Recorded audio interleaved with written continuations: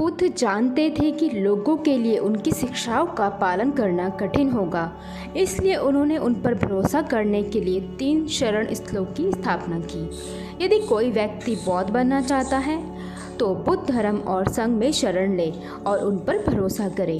इन्हें triple jewel के नाम से जाना जाता है।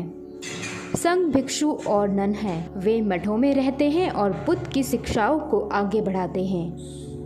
संघ शब्द का अर्थ है समुदाय। बुद्ध धर्म और संघ में ऐसे गुण हैं जो रत्नों की तरह कीमती है और व्यक्ति को ज्ञान की ओर ले जा सकते हैं। एक शरण एक तूफान में आश्रय की तरह सुरक्षा के लिए जाने का स्थान है। शरण लेने का अर्थ जीवन से भाग जाना नहीं है।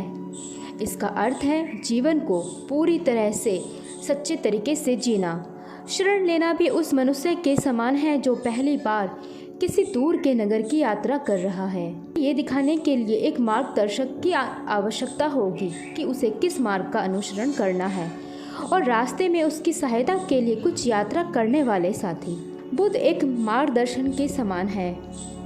धर्म मार्ग है और संघ रास्ते में शिक्षक या साथी है। ट्रिपल के साथ शरण लेने के लिए एक विशेष समारोह है। एक सच्चे मन से एक साधु या भिक्षुणी के सामने निम्नलिखित श्लोक का पाठ करता है। मैं बुद्ध की शरण में जाता हूँ। मैं शरण के लिए धर्म में जाता हूँ। मैं शरण के लिए संघ में जाता हूँ। एक बौद्ध के लिए शरण लेना आत्मज्ञान के मार्ग पर पहला कदम है। भले इस जीवन में ज्ञान प्राप्त ना भी हो, व्यक्ति के पास भविष्य के जीवन में प्रबुद्ध होने का एक बेहतर मौका है। जो उपदेशों को ग्रहण करता है वो साधारण व्यक्ति कहलाता है। एशिया में ये सर्वोच्च सम्मान माना जाता है। किसी के भी परिवार का कोई सदस्य गृहस्थ जीवन छोड़ सकता है। हालांकि पश्चिमी लोग इस विचार से हैरान हो सकते हैं कि कोई भी अपने परिवार को छोड़कर भिक्षु बन जाए। वे सोच सकते हैं कि ये स्वार्थी है और दुनिया से मुंह मोड़ रहा है। वास्तव में साधु सन्यासी बिल्कुल भी स्वार्थी नहीं होते। वे दूसरों की मदद करने के लिए खुद को समर्पित करते हैं।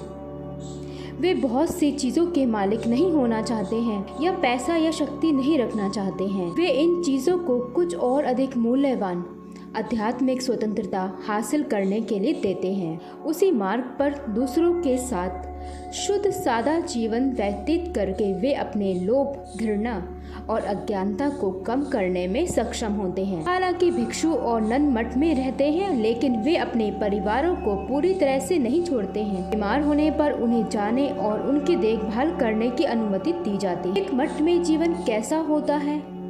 मठ बौद्ध भिक्षुओं के लिए किसी मंदिर के समान है। ये मंदिर भिक्षुकों के लिए जल्दी शुरू होता है। भोर से बहुत पहले वे सुबह के समारोह में शामिल होते हैं और बुद्ध की स्तुति करते हैं। समारोह में किसी की आत्मा को ऊपर उठाते हैं और सद्भाव लाते हैं। हालांकि संघ साधारण जीवन जीते हैं, लेकिन उन्हें कई जिम्मेदारियों को पूरा करना होता है। हर कोई लगन से काम करता है और अपने कर्तव्य से संतुष्ट है।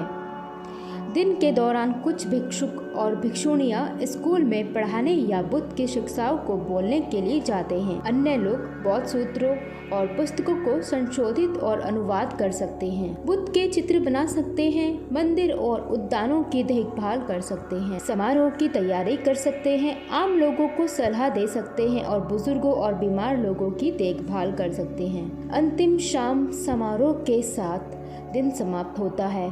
रोजमर्रा के काम और धार्मिक अभ्यास में भिक्षु और भिक्षुणियाँ अपना अपना आचरण ठीक से करते हैं और उनका बहुत सम्मान किया जाता है। एक शुद्ध सरल जीवन जीने से वे चीज़ों की प्रकृति में असाधारण अंतर्दृष्टि प्राप्त करते हैं। हालांकि उनका जीवन कठिन और कठोर है, परिणाम इसके लायक है। ये उन्हें स्वस्थ और ऊर्जावान भी रखता है। आम आदमी जो मंदिर में रहते या जाते हैं, संघ के समान कार्यक्रम का पालन करते हैं और उनके साथ काम करते हैं।